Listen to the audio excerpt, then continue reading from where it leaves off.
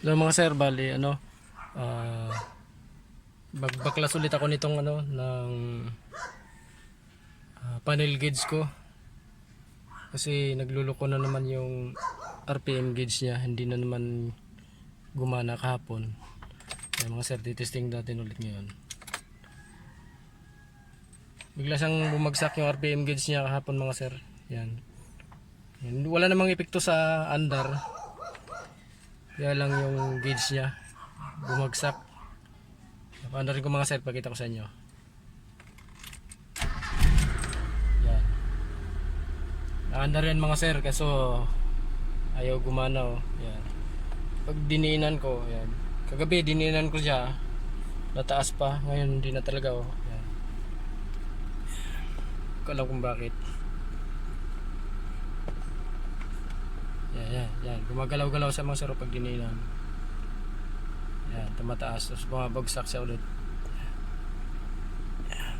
Bubuksan ko siya mga sir para makita ko kung bakit. Baka meron na namang nag-lose contact sa likod. Pero yung ibang mga gauge naman niya, okay, gumana naman. Yan. Ayaw na naman mga sir. Hindi na.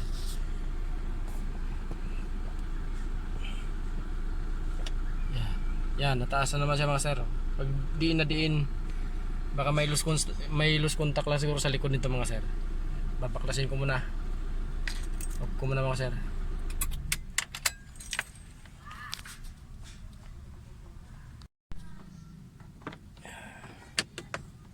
Kakalasin ko muna to mga sir. Bali ano lang to, may dalawang tornilyo lang to mga sir dito sa housing nito.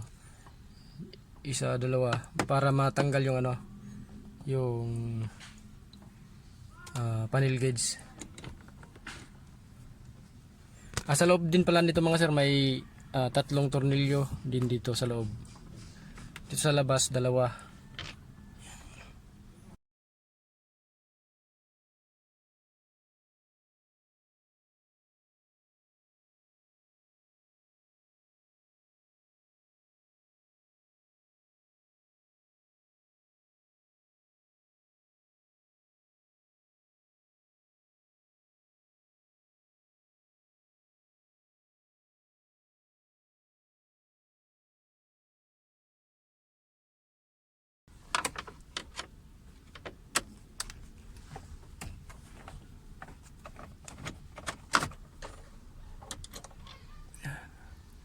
Ganda talaga mga sir yung pag may screwdriver mo may magnet.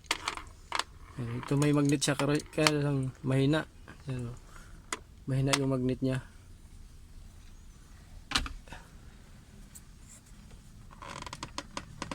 Hinihila lang to mga sir.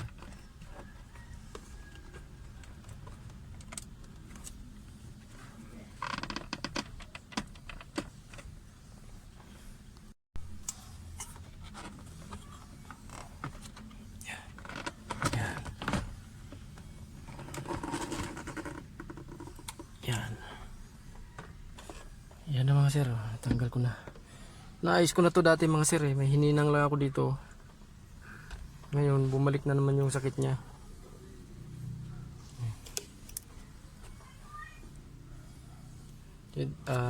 Bubuksan ko to mga sir kung baka may nag-lose contact nito sa ilalim nito. Kasi pag diniinan ko na naman gumana naman yung gauge Pag binitawan ko, bumabagsak ulit. Wala namang putol oh. Baka dito sa ilalim mismo. Ito. Kailangan iangat ko to. Tanggalin ko to siguro.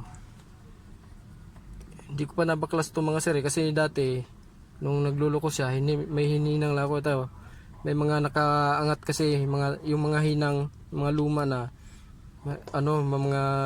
may mga na hindi na nag-connect. Kaya nung hininang ko, maging okay na siya. Ngayon, bumalik na naman yung dati niya sakit. Kaya subukan kong kalasin tong ilalim nito. Baklasin ko. Yun lang mga sir. Pakikita ko rin sa inyo mamaya pag baklas ko.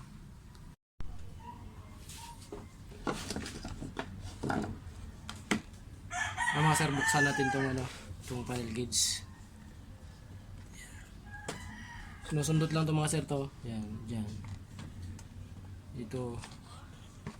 Saka ito. Yan. Sinusundot yan mga sir yan. Para mabuksan to. Yan. Sundutin lang yan.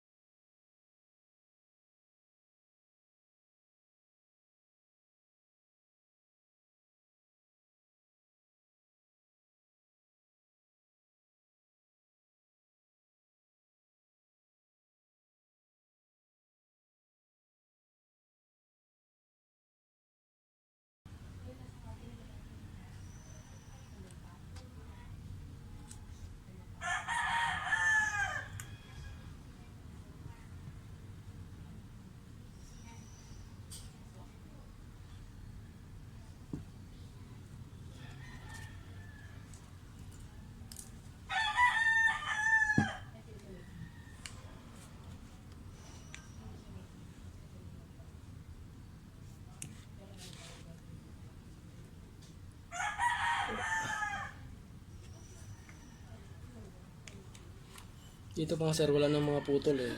Wala na siyang putol. Dito na lang. Bakit hindi siya ano.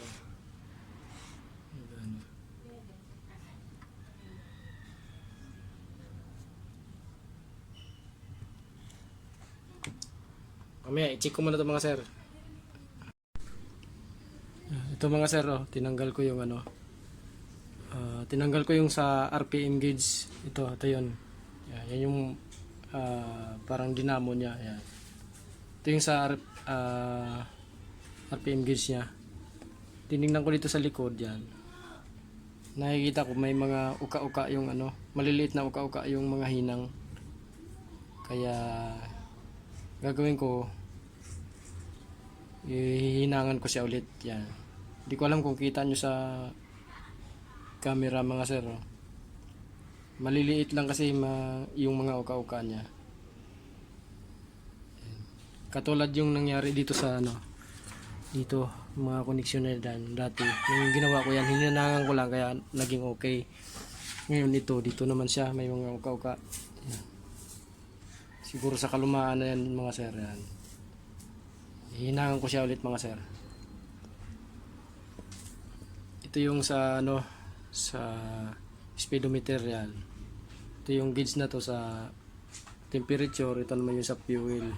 Okay yan mga sir, gumana yan. Ito lang may diferensya yung sa RPM. Yan, hihinangan ko siya mga sir.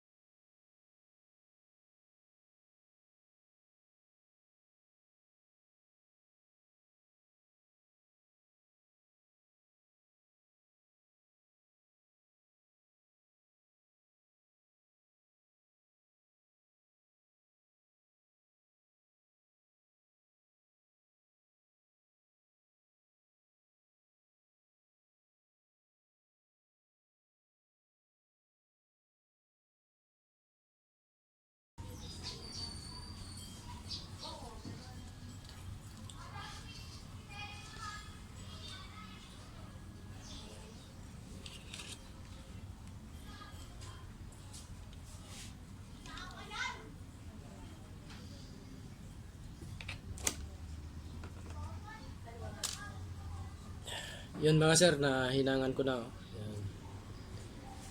Nahinangan ko ng panibago. Sana gagana. Kakabit ko na to mga sir. Madilim na mga sir. Ah.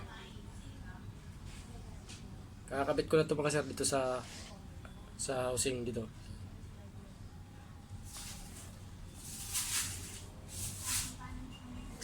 Dito yan sa loob mga sir. Oh, yan dito.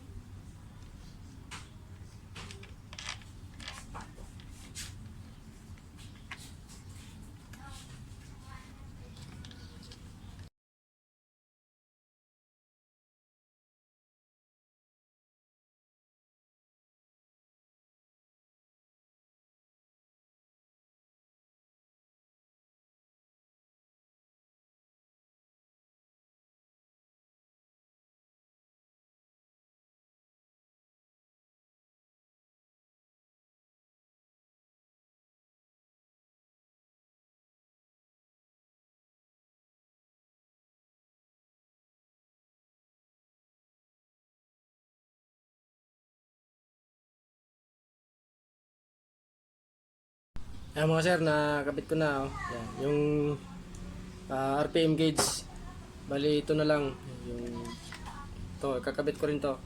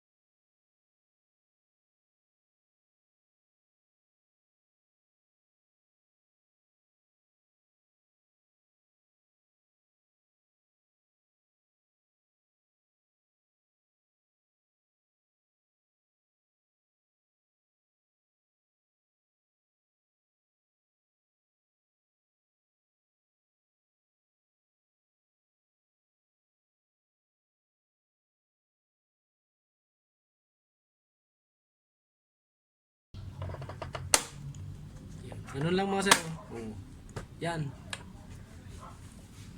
Madali lang oh. Pag may mga ganito kayo mga sir, yan. Huwag kayo matakot na buting-tingin para matuto rin kayo. DIY. Kung hanggat kaya naman ni DIY para hindi na gumastos. Yan. Kung marami ka namang pera, edi bahala ka na mga sir. Yan. Basta ako, magbubuting-ting ako. Yan, mga sir, bukas ko na to i-testing sa sasakyan kasi gabi na eh. Kahapunan pa kami. Bye bye. Well, mga sir, bali ito itutuloy ko na yung ginawa ko kahapon, yung sa RPM gauge. Yan. Bali na ikabit ko na, nahinangan ko na rin yung loob yan.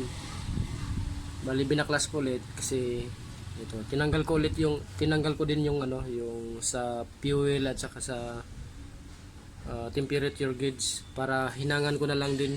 Total binaklas ko na rin lang naman. Isama ko na yung hinangan ko na lang ulit yung itong sa fuel gauge at saka sa temperature para sure na pareha sila mga bago ang hinang. Yan. Yung iba, nahinangan ko na yan mga sir eh. Yan. Nahinangan ko na yan. Yung iba, hindi pa. Hinahan ko pa.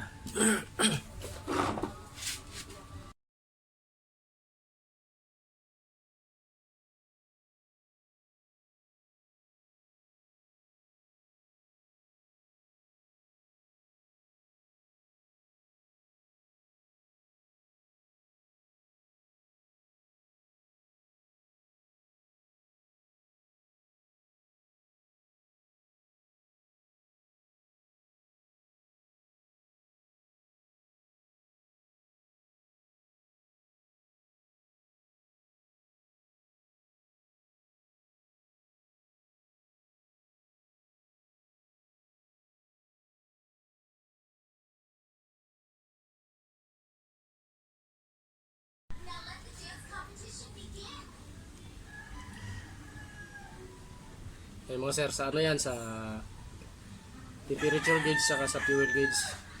Dinamay ko na kasi total binaklas ko na rin lang naman yung buong panel. Hinaan ko na rin ng panibago bago ko isalpak doon ulit sa sasakyan mga sir.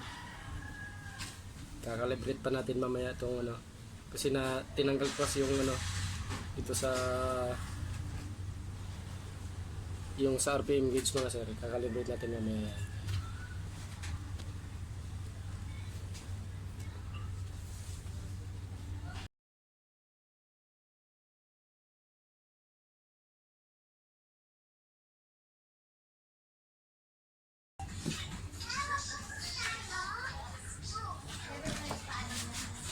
Kaya ayos na mga sir, na hilangan ko na lahat. Yan. Bago na hinang niya. Kakabit ko na yan dito ulit sa ano.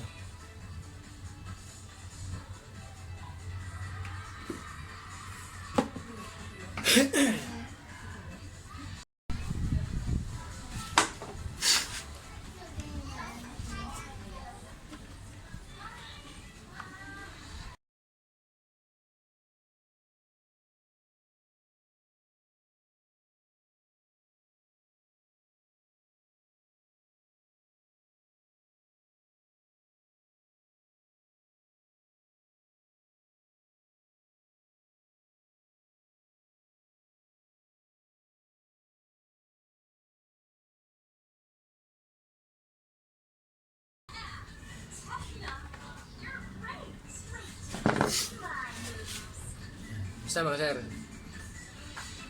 ibalik ko na. Yan. Fuel gauge saka sa temperature gauge. Mamaya i-calibrate natin yan mamaya sir. Mga sir, nagalaw ko kasi pag salpak natin dun sa sasakyan.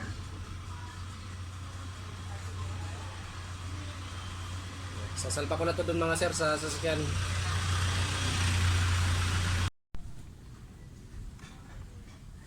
Mga sir, bali ito, isalpak ko na tong ano, panel gauge dito sa Lancer. Yan.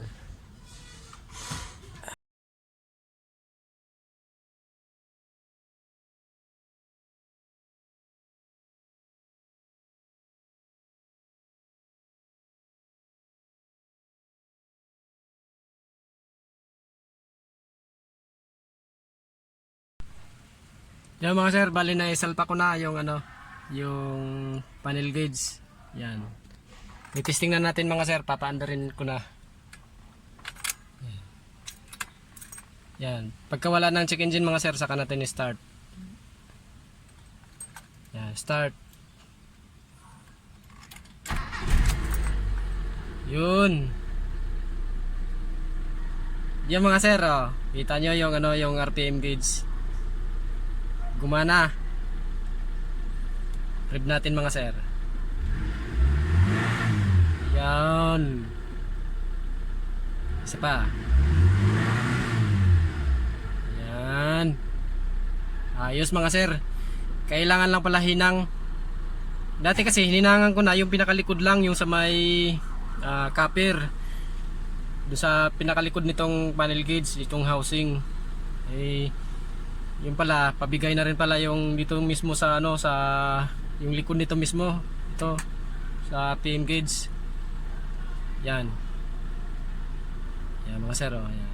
Yung temperature gumana rin yan. Check natin. Yan. Kita niyo mga sir yung ano. Yan. Yan, gumalaw yung temperature gauge mga sir, oh. Yan. Start natin. Yan. Kita niyo mga sir, gumalaw yung ano, gumana yung RPM gauge. Diba? Kaya wag kayo matakot mga sir magkalikot ng ano, kung ganito rin yung sasakyan nyo, may problema sa panel gauge, RPM o kaya sa saang gauge man yan, try nyo munang ikalikot bago nyo ano, kung pag di kaya, saka nyo itawag sa mga electrician o kaya mga technician. Yan. Gana lahat mga sir. At check ko rin yung mga ilaw mga sir kung gana lahat. Yan. Ayan. Gumana yung ilaw mga sir. Yan. Headlight. Yan. Naka-high mga sir. Yan. Yung signal. Yan. Kaliwa. Yan. Gumana mga sir, oh. Hazard. Yun.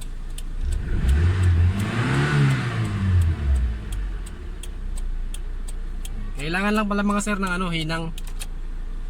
Wala akong pinalitang pyesa dyan mga sir. Hininangan ko lang yung may mga dating hinang na uka-uka kasi siguro sa kalumaan tapos sa init ng ano dito sa dashboard. Umuka yung mga hinang. Kaya pala hindi bigla na lang hindi gumana yung RPM gauge. Yun lang mga sir. Ginawa ko, dinamay ko na rin hinangan yung likod nitong ano, itong fuel gauge at saka sa temperature gauge para sigurado pareha sila bago yung hinang. Pag masira ulit, sabay-sabay silang masira. Saka ko naman baklasin na naman ulit. Yan. Ayos mga sir. Hinang lang katapat mga sir, walang gastos. Ayun lang yung panghinang lang, yun lang ginastos ko.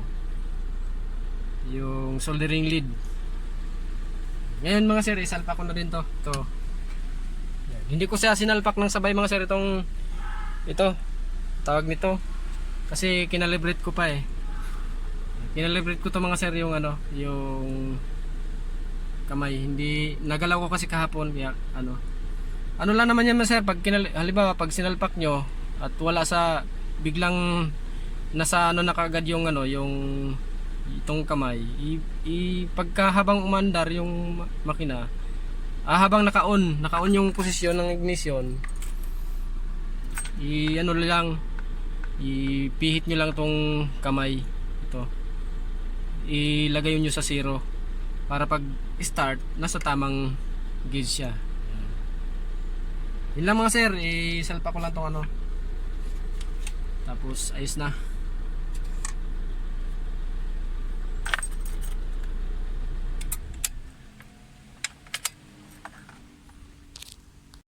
Yan mga sir, naikabit ko na lahat. Yan.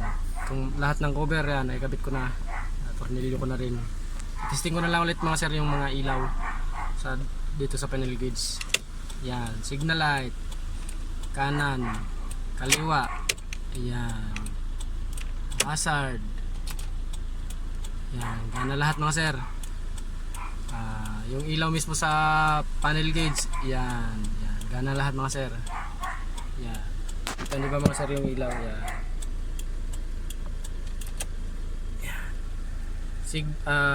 Headlight. Yan. Yan mga sir, naka-high yan. Yan. Gana lahat mga sir ng ano, ilaw sa dashboard.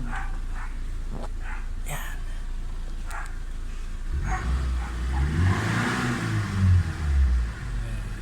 Ayos na mga sir, hindi na nagluloko yung ano, yung RPM gauge niya. Yun lang mga sir, ganun lang. Kailangan lang pala hinang. Wala akong pinilitan na pyesa. Yan, hinangan ko lang. Yung may mga uka-uka. Nag-loose connection lang siya. Yan. Ganyan yung sasakyan nyo mga sir, may problema sa panel gauge. Try nyo muna kung kaya nyo naman mag-DIY. Kasi mahal din sa technician mga sir sa labor. Yan lang mga sir, maraming salamat.